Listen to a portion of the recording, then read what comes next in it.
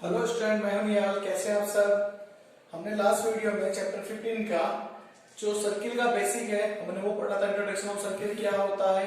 आज हम कुछ सूत्र और कुछ फॉर्मूला जो हमारे पास है हम वो पढ़ने वाले हैं, क्योंकि हमें सर्किल चैप्टर करने से पहले हमें सर्किल के ऊपर जितने भी क्वेश्चन है और इसके अंदर इसके अलावा जितने भी फॉर्मूले यूज हो रहे हैं वो हमें आने चाहिए। अगर वो हमें समझ में आ गए तो फिर हमारे पास कोई भी किसी भी तरह का कोई क्वेश्चन आता है तो हम उसको इजीली सॉल्यूशन कर सकते हैं। तो स्टार्ट करते हैं फॉर्मूले। सबसे पहले देखो, हमारे पास हमने कल सर्किल पढ़ा था और इसके अंदर हमने इसको क्या बोला था, आर मींस रेडियस। ठीक है, तो सबसे पहले मैं रेडियस के लिए फॉर्मूला बनाता हूं। तो देखो, रेडियस के लिए जो हमारे पास फॉर्मूला बनेगा वो क्या बनने वाला है। रेडियस का मींस मतलब हो गया यहाँ पे त्रिज्या, हिंदी के अंदर बात करें तो त्रिज्या। और इसका एक सिंबल होता है स्मॉल आर, जिसको हम बताने वाले हैं। इसका फॉर्मूला सबसे पहले हमारे पास आना चाहिए कि भाई इसका फॉर्मूला क्या बनता है। इसका फॉर्मूला हमारे पास ये बनता है, डायामीटर या हिंदी में बात करें तो व्यास, व्यास बटे में 2। हम कह सकते हैं भाई हमारे पास पूरी बात करें तो ये पूरा व्यास होता है, पूरा इसका इतना पार्ट आधा कर दे, आधा में 2 का भाग लगा दें तो मेरे पास क्या आ जाएगी, त्रिज्या। इसके बाद हमारे पास सेकंड फॉर्मूला हमारे पास होता है सरकमफ्रेंस ऑफ सर्किल मींस वृत्त की परिधि, जिसको याद करो मैंने कल बताया था, हम इसको पेरीमीटर भी कहते हैं, पेरीमीटर ऑफ सर्किल, या बात करें वृत्त का परिमाप। ओके, ये हमारे पास क्या बनता है, इसका फॉर्मूला हमारे पास है 2 पाई r। हमें ये फॉर्मूला बहुत आना चाहिए समझ में, क्योंकि हमारे पास इसके ऊपर हमारे पास बहुत से क्वेश्चन मिलेंगे आपको सर्कमफ्रेंस सर्किल के ऊपर भी। इसके बाद हमारे पास बात करते हैं सेमी सर्किल।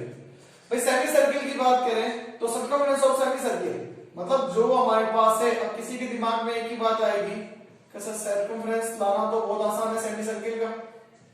तो देखो वो कैसे बनता है, थोड़ा सा ध्यान से समझना, जिसको हमने बोलते हैं भी अर्धवृत्त की परिधि। थोड़ा सा इस फॉर्मूले को ध्यान से समझना, सबके दिमाग में एक ही बात आएगी कि सर 2 पाई r पूरा होता है, 2 का भाग लगा दो, आधा हो जाएगा। जैसे आप सब कह सकते हो कैसे कि सर व्यास का आधा किया था तो त्रिज्या आ गई थी, परिधि का आधा कर दो तो अर्धवृत्त की परिधि आ गई। लेकिन ऐसा नहीं है, थोड़ा सा ध्यान से समझो। देखो अर्धवृत्त की बात करता हूं मैं, ये अर्धवृत्त है मेरे पास, क्लियर। अब अर्धवृत्त अगर मेरे पास है तो मैं देखो ध्यान से देखना, इतना वाला पार्ट की बात करूं जो आप कह रहे हो पाई r, क्लियर है।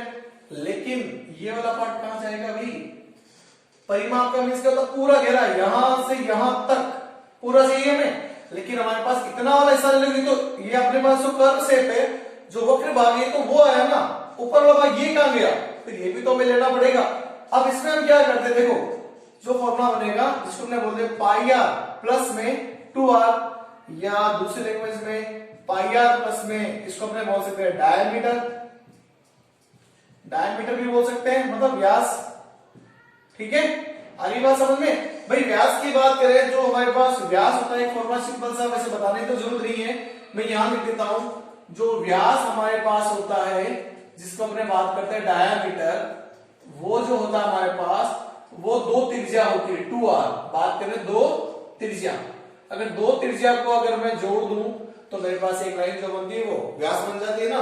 तो डायमीटर के भी सिंपल सा फॉर्मूला, वैसे में ध्यान रखने की जरूरत तो नहीं, क्योंकि हमें सबको पता ही है डायमीटर जो बनता है त्रिज्या से मिलकर बनता है, 2 त्रिज्या होती है। तो हम इसको पाई r प्लस डायमीटर व्यास बोल सकते हैं, या पाई r प्लस में 2r भी बोल सकते हैं, क्लियर।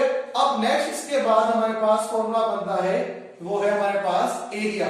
एरिया के ऊपर फॉर्मूले बने सर्किल के सारे। तो सबसे पहले फॉर्मूला एरिया ऑफ सर्किल, देखो मतलब हमारे पास वृत्त का क्षेत्रफल। अगर इसकी बात करें तो हमारे पास सूत्र क्या बनता है, बहुत आसान है, पाई r स्क्वायर, क्लियर। वैसे समझिए पढ़ रखा फॉर्मूला आपने 8 क्लास में, आपके सर्किल थे तो सर्किल के ऊपर फॉर्मूले हमारे पास थे, क्लियर। तो वापस वही फॉर्मूला रिपीट करने हैं, तो बस इनको ध्यान रखना, क्योंकि सबसे पहले हमें फॉर्मूले पता होने चाहिए। अगर फॉर्मूले नहीं पता है तो आप कोई भी क्वेश्चन अटेम्प्ट नहीं कर पाओगे। अब बात करते हैं एरिया ऑफ सेमी सर्किल। अगर सेमी सर्किल की अगर अपने बात करें तो वो भी हमारे पास क्या बनता है, अर्धवर्त का क्षेत्रफल। ध्यान रखना, अर्धवर्त का क्षेत्रफल। अब यहाँ पे आप कह सकते हो, यहाँ पे तो देखो पाई आर स्क्वायर है बटे में, तो अब कोई कहता है कि सर इसके अंदर और इसके अंदर फर्क क्या है, तो देखो डिफरेंस ये है, मेरे पास पूरा था वृत्त, मैं क्षेत्रफल की बात कर रहा हूं। भाई क्षेत्रफल अगर कैसे करूं, भाई बीच से लाइन खींचूंगा, ये वाला भाग है या ये वाला भाग है, भाई दो हिस्से करने, जिससे मान लो मैं इसमें स्टार स्टार कर देता हूं, इसमें मैंने लाइनिंग कर दी, एक हिस्सा ये रहा, एक हिस्सा ये रहा। अब मैं आपको आधा ऐसा कैसे निकालोगे, क्योंकि क्षेत्रफल की बात करें, क्षेत्रफल में ये लाइन खींच दी, आधा भाग हो गया, लेकिन परिमाप में ये यहां से यहां तक होता है पूरा। क्लियर? तो हमारे पास क्षेत्रफल की यदि बात करते हैं, क्षेत्रफल में तो हमारे पास क्या है, जितना है उसमें भाग लगा दो, तो पाई आर स्क्वायर बटा 2।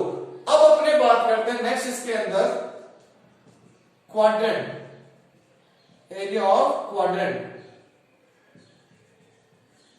मतलब चतुर्थांश का क्षेत्रफल। अब एक देखो नाम आपके सामने आ रहा है, चतुर्थांश, क्वाड्रेंट। क्या होता है समझो, हमारे पास एक सर्किल है, एक सर्किल के अगर मैं इक्वल 4 पार्ट करता हूं, एक सर्किल के अगर मैं इक्वल 4 पार्ट करता हूं, तो जो 1/4 हिस्सा जिसको अपने बोलते हैं 1/4 पार्ट, वो मेरे पास क्या बनता है, एक क्वाड्रेंट बनता है। क्लियर? तो हमारे पास क्वाड्रेंट का फॉर्मूला कितना भाई, 1/4 पार्ट किसका, सर्किल का ही तो है, ये लिख दिया हमने पाई आर स्क्वायर। क्लियर? अब नेक्स्ट, इसके बाद सर्किल के ऊपर मेरे पास मेनली ये हो गया, ये फॉर्मूले बन गए। अब अगर मैं बात करूं, इसमें कुछ फॉर्मूले और हैं जो देखो आप सबको पता है। हमारे पास जो नेक्स्ट फॉर्मूला है वो है अपने पास स्क्वायर का, क्योंकि वो भी आपके है, ऐसा नहीं कि वो नहीं है। वर्ग का क्षेत्रफल, वर्ग का क्षेत्रफल आपको पता ही है क्या होता है, भुजा स्क्वायर, या आपने बात करें इंग्लिश में side square. Next 8 number formula हमारे पास जो बनता है वो है एरिया ऑफ रेक्टेंगल।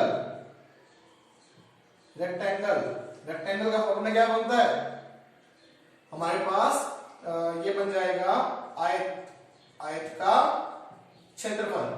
तो आयत का क्षेत्रफल सबको पता ही है, क्या बनता है, मेरे अकॉर्डिंग सबको पता है, लंबाई इंटू चौड़ाई, L into B.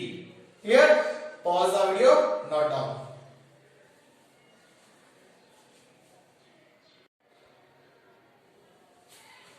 Next formula हमारे पास रेक्टेंगल हमने पढ़ लिया, अब पढ़ते हैं हमारे पास नेक्स्ट जो फॉर्मूला है वो बनेगा हमारे पास 8 नंबर, एरिया ऑफ ट्राइंगल। सबको पता है 1/2 बेस इंटू हाइट, 1/2 आधार इंटू ऊंचाई। इसके बाद हमारे पास और फॉर्मूला है area of equilateral triangle.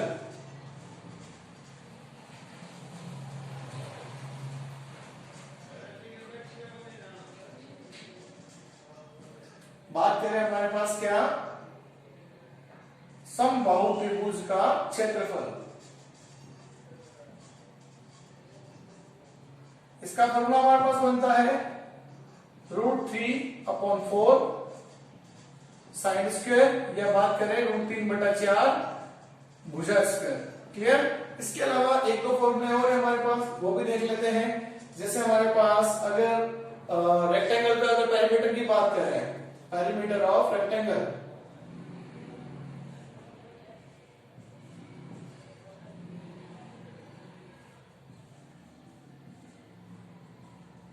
Rectangle तो परिमाप की बात करते हैं, आयत का परिमाप, आयत का परिमाप, ये भी हमारे पास आ सकता है 2L प्लस बी, मतलब लंबाई इंटू चौड़ाई, इंग्लिश में लिख देता हूं 2L plus B.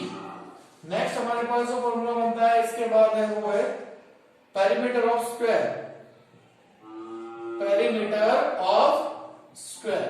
Perimeter of square की बात करें, वर्ग का परिमाप, वर्ग का परिमाप की बात करें तो होता है हमारे पास 4 इंटू भुजा, means 4 into side. Okay, clear? Pause the video, now done.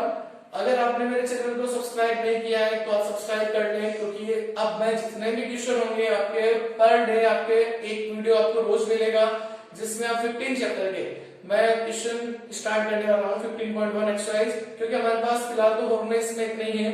इसके अलावा जो भी फॉर्मूले होंगे 15.1 के लिए फॉर्मूले कंप्लीट हो चुके हैं। अब 15.2 में हमें जो फॉर्मूले मिलेंगे मैं आपको फिर उससे मैं बता दूंगा, और हर डे मैं आपके एक एक वीडियो रोज आपको मिल जाएगा, क्योंकि जितने भी क्वेश्चन है आप पर डे पढ़ते रहना। क्योंकि अभी क्या है ना, जिन बच्चों के एग्जाम नहीं हुए, जिनके 10th एग्जाम होने बाकी है, वो बच्चे भी जरा ध्यान से इन क्वेश्चनों को सोल्यूशन करें, क्योंकि इसके ऊपर बोर्ड में क्वेश्चन जरूर मिलता है। क्योंकि 4 मार्क्स की अगर एक्सरसाइज है तो डन है हमारे पास, हमें मार्क्स चाहिए 4 के 4, तो हमें 4 मार्क्स चाहिए, तो हमें ये चैप्टर पूरा आना चाहिए। अब इसमें क्वेश्चन इजी भी बन सकता है, हार्ड भी बन सकता है, तो उसमें मैं आपको A to Z क्वेश्चन सारे करवाने वाला हूँ, कोई भी क्वेश्चन नहीं छोड़ेंगे। तो आप ध्यान रखें और घर पे रहे, सुरक्षित रहे। ओके।